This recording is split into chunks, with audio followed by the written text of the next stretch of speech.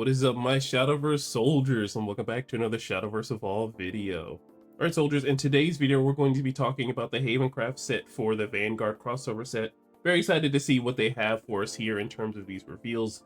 Very excited to see how these decks are going to be played, because I personally do have Amulet Haven, and I do enjoy Havencraft as a class, and its control and, board wipe aspects. Hopefully they're able to transfer that over into the crossover Vanguard set for this new set or whatever this new clan is, once we figure that out. Alright, but before we get into it, of course, we have some things to talk about, of course, in terms of triggers and some things that I have discovered. Alright, so I discovered this website, Showdown. So this is a pretty good place that you can also make your deck lists and everything like that. You can explore decks, you can build decks, and you browse all the cards. It's a pretty good layout, I'd be honest with you. There's going to be a nice little partner collaboration thing that's going to be going on. So for any Shadowverse Evolved content creators that want to be on this website and you want some good traction, I think this is a good place to look towards. But yeah, I believe this hub is a pretty good place to look into towards making decks, because personally, in my experience for Bushy Navi, I do enjoy making the decks, but building a perfect deck with everything laid out and you're just looking at the entire deck instead of flipping from page to page like we usually do in Bushy Navi. I like that kind of layout where you can just have your leaders and all your cards here, and then you can see the layout. Like, I can maybe potentially take out one of Orcus. I won't actually be taking out a full playset of Orcus, because be serious. But, if I want to have at least, maybe like 2 Orcuses, I can look at that ratios and then have, some test sample hands here too. So I think that's a pretty cool feature on this website. And they also have a Discord community, so you can report any bugs or fixes if you want to really look into that. But outside of that, join the Discord community if you are willing to give a shout out for a new Shadowverse Evolve card deck building kind of community gathering place too. So I think this is a very nice hub. This is a very wonderful idea to be putting into the Shadowverse Evolve community right now, because we're going to be, after this little bit of decline, I will say we will be on the come up coming into these next couple of months. But yeah, I will put a link in the description below for you guys to check out the website, and feel free to look at it if you want to. I'll put a link down in the description below, and we'll get back to the rest of the video. Alrighty, next up we have Twin Drive. So followers with Twin Drive have the strike ability to perform drive check twice. Alright, so being able to do 2 drive checks is pretty nice, but then we have the on drive effect. So on drive is effects that activate when a follower is given drive. Alright soldiers, so a little summary of everything we've learned here so far. So followers with drive have the rush and single drive, and you're able to do drive check once as long as you have the single drive, and then it will specify if you're able to have the twin drive to be able to do drive check twice. We know that drive check is going to be flipping the top card of our deck and putting it into the cemetery if it's a trigger card that was able to activate, and if it didn't activate or wasn't a trigger card, it goes right to the bottom. And then the on drive is going to be the way you essentially evolve your followers. Just kind of like a good comparison to get everyone on the same page is how the on race ability worked for the Uma Musume set. Alright, so we have the keywords ride. So followers with ride can be given drive by paying the cost and putting a drive point card from your evolved deck under the follower. Followers with drive have single drive and rush, and you may use an evolution point to pay 1 play point for the ride cost. Followers with drive can't get another drive.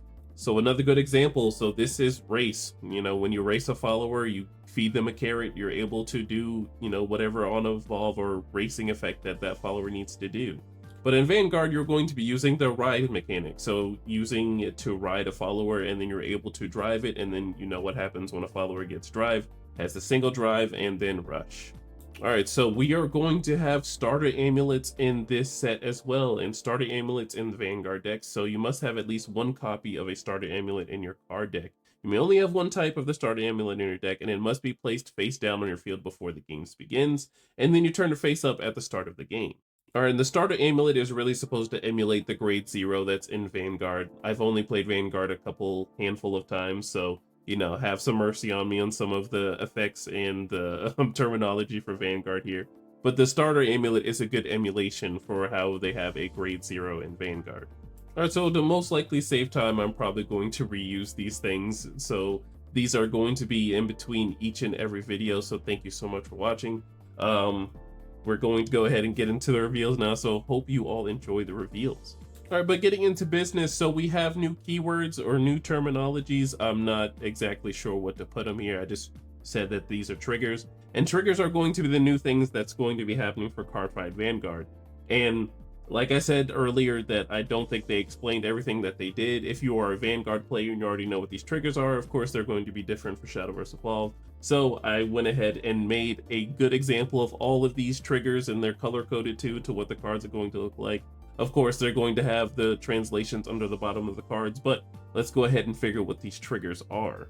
Alright, so starting off first, only trigger cards with the same class as your leader can be put into your deck, and there are 4 types of triggers. So we have the critical trigger, the draw trigger, the stand trigger, and the heal trigger. So the critical trigger gives your follower on your field +2 attack, the draw trigger lets you draw a card, and then the stand trigger refreshes a follower on your field, but this turn that follower can't attack enemy leaders if it already did, and then heal trigger gives your leader +3 defense. So a very interesting, kind of like fusion here. So now we have our own little translation here for triggers from Vanguard into Shadowverse Evolved. All right, and then we have our next keyword, we have drive. So drive is a little bit of, I would say it's a little confusing in a way. So I'll try my best to go as slow as I can and try my best to explain it as best as possible. And of course, if anybody has any questions, drop them down below in the comments below, and I'll try my best to answer them in the comments and stuff like that. But we have the keyword drive. So followers with drive have rush and single drive. All right, so we have single drive. So followers with single drive have a strike ability. So strike, you perform a drive check once. So going over the information we already have now. So followers with drive have the rush, so they're able to trigger the single drive ability as they're already played. All right, so then we have drive check. So to perform drive check, you flip up the top card of your deck. If a trigger card is flipped up and your deck is a card 5 Vanguard deck, you can activate the trigger ability of the flipped card. If the trigger ability is successfully activated, you put the flipped card into your cemetery, and if the trigger ability failed to activate or flipped card isn't a trigger card, you put the flipped card to the bottom of your deck. So essentially, followers with drive have the rush and single drive, which allows you to do the drive check, and you're able to look at the top card of your deck. If it's one of the drive check trigger cards that we were just talking about, then we're able to activate it, and then it goes straight to the cemetery. And if it's not a trigger card, or if the trigger is able to fail due to other effects or anything like that, you put that card right to the bottom of your deck. All right, thank you so much, soldiers, for listening. So this clan that we're going to be focusing on for the Havencraft crossover set is going to be Oracle Think Tank. So Oracle Think Tank is a clan that's like a corporation in a way. So you're going to see cards that are like CEOs, or you're going to see cards that are, kind of like corporate-ish. But how their playstyle is played is that they increase their player's hand size in order to keep guarding the opponent's assaults, and until they run out of sources. So basically, they're stalling until the game gets into the late game, and then you can, overpower your opponent. That really does kind of scream what Havencraft really does. So I'm glad they were able to put 2 and 2 together, but I'm wondering how they're going to translate from one into the other, from Vanguard crossing over into Shadowverse Evolved. Alright, and starting off with our first card, we have Goddess of the Full Moon, Suki Omi. So she's a 5-cost 4/4. She has Ward and Twin Drive, so she drive checks twice. And while there's a Goddess of the Half Moon, Suki Omi, and a Goddess of the Crescent Moon, Suki Omi, in your cemetery, this follower has Storm. But when she comes into play, you may put an Oracle Think Tank follower in your hand that originally costs 4 play points or less onto your field. Alright, so it looks like Storm Ward just got a new toy, just because any card that you see in Havencraft that has Ward, Wilbert can get it. So, that being said, having the Goddess of the Half Moon and the Goddess of the Crescent Moon in your cemetery is going to give this follower Storm, which will help out in that deck as well with the Storm Ward Haven. But getting a 2-for-1 special off this fair is already big enough in the Vanguard deck, so I really do like that. Alrighty, next up, let's look at Goddess of the Half Moon, Suki Omi. So she's a 2-cost 2/2, but when she comes into play, you look at the top 3 cards of your deck, put any number of them on the top of your deck in any order, and then put the rest of the bottom of your deck in any order. You can also activate for 1 play point to engage this card and reveal the top card of your deck. You can select the enemy following the field and deal it X damage. X equals the original cost of the revealed card. And if the revealed card is Goddess of the Full Moon, Suki Omi, you can add it to your hand. Alright, so it looks like so far in the early game, we're going to have a lot of deck knowledge. So we're going to look at the top 3 cards, see if there's any cards that we may need for this matchup or may need in this match. Whatever cards that you know you're not going to be playing anytime soon, you can go ahead and throw to the bottom. And then if you end up shuffling your deck through other effects, which might be nice in the future cards that we might be seeing, I think it'll be pretty helpful. But of course, optimally, you're going to want to go for the activate 1 play point engage to go ahead and see the Full Moon Suki Omi on the top of your deck, just so you're able to deal 5 damage to a follower on the field, and then you can add a card to your hand. Alrighty, next up we have Seio Matarasu. So she's a 4-cost 4/4. You can evolve her for 2, but she has a Sail and Twin Drive, so she drive checks twice. But when she comes into play, you look at the top 2 cards of your deck, put any number of them on the top of your deck in any order, and then put the rest of the bottom of your deck in any order. Alright, so I'm really enjoying how the Oracle Think Tank clan is kind of transferring into Havencraft here. It's the straight deck manipulation. So it looks like drive checks are going to be very apparent in this deck, just because you know you're going to be hitting drive checks. Because look, I'm looking at the top 2 cards in my deck and I have twin drive. So as soon as I evolve, I'm assuming that she's going to keep twin drive, because why wouldn't she? So being able to keep the twin drive in a Seio so this follower can swing into those reserved followers is very helpful, and then you can hit those drive checks if you need to. Alright, and then we have Seio Matarasu evolve, so she turned into a 6/6, and she still has a Seio and twin drive, so the double drive check. But when you drive check reveals a trigger, you choose one of the following. You can 1, select enemy follow on the field and banish it, or 2, draw a card. So this card is going to be very helpful in terms of removal and hitting drive checks as well. So it is going to feel bad if you hit the Matarasu on the unevolved side and you manage to not hit any drive checks, or just being able to peek into the top 2 of your deck and then seeing that there are no drive triggers or anything. It's like, okay, well, that feels bad. But if you do manage to hit those drive checks, you're able to do one of the 2 effects, which are very helpful. So if your opponent still has other cards in the field, you can stop some last words from happening, or you can go ahead and add more cards into your hand. Alrighty, next up we have Silent Tom. So he's a 3-cost 3/3. You can evolve him for 1 and he has single drive, but when he comes into play, you select the 1 card in your cemetery and you put it into your deck as a 3rd card from the top. So yet again, I'm repeating myself when I say deck manipulation. So if you manage to hit these drive triggers and drive checks, you can still hit them again. So you can go ahead and use cards like Silent Tom to go ahead and put them as the 3rd to the top card of your deck. And then when you use cards like Amaterasu, you know, when you draw for the next card for your turn, you'll already have those top 2 cards being one of the drive checks. Alright, and then we have Tom evolve. So he turns into a 4/4 and he still has single drive, but when he evolves, you discard an Oracle Think Tank card, and then you select enemy following on the field with 5 defense or less, and then banish it. Alright, so Tom is granting out to be a very good card for the deck. Not only do you get some hard removal on this evolved side, but on the unevolved side, you can go ahead and get these double triggers. Alrighty, next up we have Evil Eye Princess Uriel. So she's a 2-cost 2/3. She has Rush and Twin Drive, so she drive checks twice. But once per turn, during your turn, when you drive check reveals a trigger, you draw a card. Alright, so after looking at multiple of these cards, you're going to be drawing a lot of cards. So not only with this card, when you do a drive check and you reveal a trigger, if you reveal a draw trigger on this, you're going to be drawing 2 cards. Alright, next up we have Maiden of Libra. So she's a 3-cost 3/3. She has Ward, but when she comes into play, look at the top 5 cards of your deck. Put any number of them on the top of your deck in any order, and put the remaining cards on the bottom of your deck in any order. You can also activate to engage this card to draw a card. I'm sorry, but like, is this card a little cracked? Imagine on turn 4, right, that you are playing this card and your opponent hasn't played anything. Mind you, it's just a perfect world where you're on turn 4 and you remove your opponent's stuff on the turn before. But you're on turn 4 and then you play this card. You look at the top 5, stack them in any order, and then the very next turn your opponent plays Wilbur. Of course, I'm thinking in terms of just like regular Havencraft stuff, but in the Vanguard deck, just being able to stack your deck to see if you have those triggers on the top 5 to go ahead and place them. So when you do your drive checks for your double drive checks and everything, you can go ahead and hit those and then draw cards. Also having the effect of just being able to go ahead and warding this card up and then drawing a card to replace her is just amazing.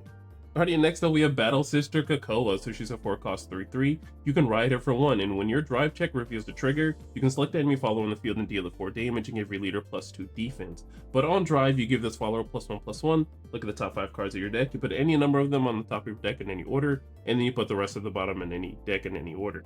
Alright, so one thing I personally do like to point out with these cards is that I do really like characters with closed eyes. Like, I think it's just a little trope that I enjoy. I've always enjoyed Brock from Pokemon. So when I see a character with just closed eyes like this, and that's just kind of like the default face, I really do like that. But in terms of card ability, just being able to have this drive check and you reveal a trigger and then effects are going to be popping off, not only do you get to deal 4 damage to a follower on the field, but you get to heal for 2. And then also does extra stuff on the on drive if you do manage to ride it. Just being able to go ahead and look at the top 5 if you don't manage to see like the Maiden Libra or anything. Alright, but moving on, we have Oracle Guardian Wisemen. So he's a 2-cost 2/3, and once per turn during your turn, when your drive check reveals a trigger, you deal 2 damage to each enemy leader and you give your leader +2 defense. But when he comes into play, select up to 1 card in your cemetery and put it into your deck as the 3rd card from the top. Alright, so another way to be recycling your triggers. So if you manage to hit them already and then you'll play a card like Wiseman, you can go ahead and put it at the top card, well, excuse me, the 3rd to the top card of your deck. And then you can manage to hit those drive triggers again when you manage to do them. Alrighty, next we have White Hair of Inaba, so it's a 1-cost 1/1, and you can ride it for 1, but on drive you give this follower +1/+1 and you give leader +1 defense. But when it comes into play, select a card in your cemetery and put it into your deck as the 3rd card from the top.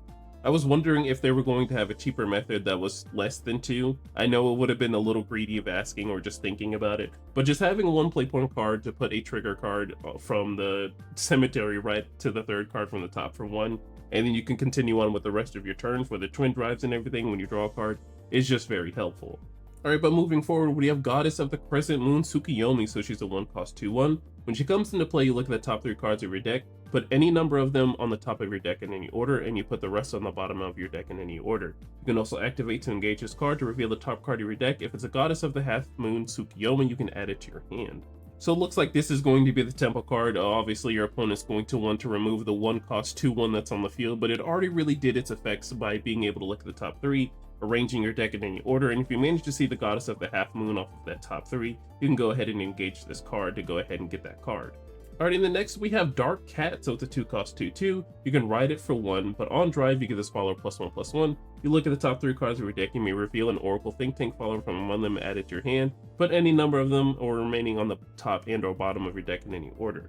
Alright, so it looks like all the classes / clans / crafts, whatever you want to call them for this crossover set, are going to have these cards where you're going to just being able to play them on 2, then you ride them for 1, then they're going to look at the top 3 for whatever the archetype is, and then also on top of that, they're going to help with whatever your archetype is, so you can put the remaining on the bottom or the top with the Dark Cat for the Oracle Think Tank / Havencraft class.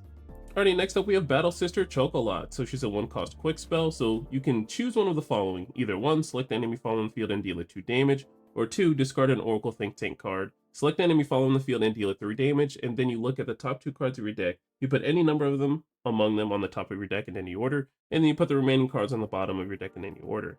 So it looks like every class is going to have a snipe. I'm also wondering what Rune's going to have, because Rune already has so many, they get a snipe like every set.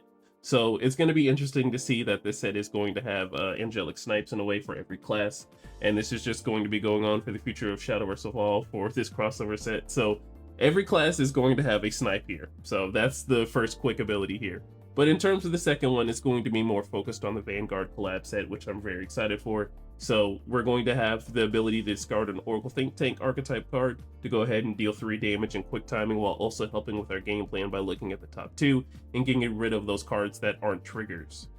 Alright, and then we have Oracle Guardian Nike, so she's a 4-cost 4/4. She has Russian Assail, and when your drive check reveals a trigger, give this follower Storm. And she also has the critical trigger, so when this card is flipped by a drive check, select a follower on your field and give it +2 attack. Alright, so a 4-cost 4/4 that has Russian Assail, so you don't have to worry about those reserve followers on the field. You can go ahead and trade into something if you need to. And then if you manage to hit a drive check with the trigger revealed, this follower does have Storm, so you can swing in for some good damage. And then on top of that, this just being the critical trigger, if you want to loop this is very nice to put as the 3rd card from the top of your deck if you manage to go in for some big damage that turn. Alrighty, and then we have Dream Eater, so it's a 2-cost 2/3. When it comes into play, you draw a card and you put a card in your hand into your deck as the 3rd card from the top, but it is also the draw trigger, so when this card is flipped by a drive check, you draw a card. Alright, so there are the situations where your hand is just full of triggers, and of course we're going to be playing cards from our hand and then recycling those cards from other cards by putting them from the cemetery in the top 3rd, but also using Dream Eater as a card to go ahead and draw a card and then putting that card from the 3rd as the top, so it can be a drive trigger if you need it to be. But this being in the field, it's pretty tempo. It's pretty tempo, but you really want to hit this off of your drive checks, just because you're going to be drawing multiple cards through those drive check triggers that you're going to be doing from other cards. Alrighty, next up we have Emergency Alarmer, so it's a 1-cost 2/1. When it comes into play, you select a Vanguard follower on your field and refresh it, and for the rest of this turn it can attack enemy leaders. And it also has the stand trigger, so when this card is flipped by a drive check, you select a follower on your field and refresh it. For the rest of this turn it can attack enemy leaders. So like I said in the last video, if y'all haven't checked it out, I highly recommend that you check out the Abyss if you're interested in Abyss. But most of these stand cards just do what the stand card does. Like, I don't think it's lackluster, but I just feel like out of all the triggers that are useful, I think stand has to be at the bottom. If you disagree with me, let me know in the comments below, but I do believe that stand trigger is probably like the least most helpful one. Alrighty, next up we have Logins Magus, so she's a 1-cost 1/1. She has Ward, and when your drive check reveals a trigger, give your leader +1 defense. But when she comes into play, you look at the top 2 cards of your deck, you put any number of them on the top of your deck in any order, and you put the rest of the bottom of your deck in any order. And she also has the heal trigger. So when this card is followed by a drive check, you give your leader +3 defense. Alright, so of course in this deck you're going to be revealing a lot of triggers just because you're stacking your deck with these triggers and whatnot. But just being able to start on turn 1 to being able to look at the top 2 is very helpful, but this is another one of those triggers that you're going to want to be looping just because Haven is going to want to do its thing by healing, so looping the heal trigger and the draw trigger and the crit trigger are going to be the things that you're most commonly going to be doing in this deck. Alright, so bear with me if I butcher this name, but we have Battle Maiden Tajikasu. So she's a 2-cost 2/2. You can ride her for 1, but on drive you select enemy follower on the field and deal it 2 damage, and you give this follower +1/+1. But when it comes into play, you look at the top 2 cards of your deck and you put any number of them on top of your deck in any order, and you put the remaining cards on the bottom of your deck in any order. So this deck is just straight deck manipulation. I feel like I have said put in any number of them on the top of your deck in any order and put the remaining on the bottom so many times this video, but it looks like that is just the entire deck. It's just straight deck manipulation, so you can keep hitting those triggers, so you can keep seeing what's in your deck. You can filter out those bad cards, and I think that's going to be very helpful. Alright, and then we have Luckbird, so it's a 1-cost spell, so you can choose one of the following. You can either 1, look at the top 3 cards of your deck, put any number of them on top of your deck in any order, and you put the rest on the bottom of your deck in any order. Or you can 2, select 5 followers with trigger in your cemetery, put them into your deck, then shuffle your deck, and then draw a card and recover 1 play point. Alright, so I think this is just going to be a good card to play in the Vanguard set itself, just because if you're going to be running the Vanguard class, hitting all your triggers, and you're just like, okay, well, I want to keep hitting triggers because that's what my deck is doing, and you're in a very grindy matchup, and you're all out of triggers, and you're like, okay, well, I don't know what to do. So I think this is a good card to put into the deck just so you can keep recycling triggers. You can shuffle your deck, draw a card, and you recover a play point. It's almost like you didn't do anything. That's what I like about that second ability, but also having the ability for the actual Oracle Think Tank class in the first ability here is being able to look at top 3, being able to deck manipulate like you're supposed to, like you've been doing for the rest of the deck or the rest of the cards that they're going to be seeing. I just like the multi-choice here. Alright, and lastly we have Godhawk Amulet. So it's a 2-cost amulet, and it's a starter amulet. You can activate to engage this card, and you can put this card into your cemetery. You can look at the top 3 cards of your deck, put any number of them onto the top of your deck in any order, and put the rest of the bottom of your deck in any order. And this ability can be used if there is an Oracle Think Tank follower on your field. Alright, so the deck manipulation starts as early as turn 1, so we have this grade 0, that's what the starter amulet is. We have it face down when we're playing the Vanguard deck. We flip it over as soon as the game starts. They now know that we are playing something like, well, as soon as they see a leader, they kind of have a good basis of what our, starter amulet is going to be. The only class that I believe only has 2 starter amulets is Sword and Dragon, just because of the starter deck and whatnot.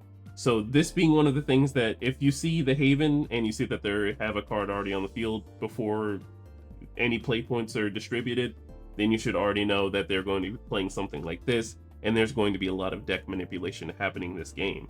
Alrighty, and then we have our alternate card, our Suki Omi of the Full Moon, which looks absolutely adorable. I do like her little shield and the moon in the background. I cannot wait to see what this card is going to look like shiny and in person, or just with the video that they provide, how Shadowverse Evolved does on their, the little YouTube where they display the cards. So I'm very excited to see that. But alright soldiers, that is the end of the video. Thank you so much for watching. It means a lot to me that you are all keeping up with these reveals. There's going to be lots of more Vanguard content coming this next week after we're done with the reveals, because we're going to be talking about the decks. And we're going to be doing the breakdowns one by one for each deck class, which will be very helpful for everybody. I'm hearing lots of talk of new players coming in. I've been keeping an eye on Reddit as I've been, marketing and promoting the channel and whatnot. So I will be doing a video on what cards and what classes to play if you're like a beginner and a starter. We'll be doing that after we do the reveals. I do have a lot on my plate with, living my life and making these videos. So I appreciate you all being very patient while I get all this content out to you guys. But alrighty soldiers, that is it for today's video. Thank you so much. I love all of you. Make sure you are safe in whatever you do tonight and safe whatever you do for the rest of the year. Make sure to like, comment, subscribe, and I will see you in the next one. Bye. Yeah, TRINN. Just to get you away. What I got to do, what I got to do. Just to get you away. What I got to do, what I got to do. Just to get you away. too close, now we hesitate.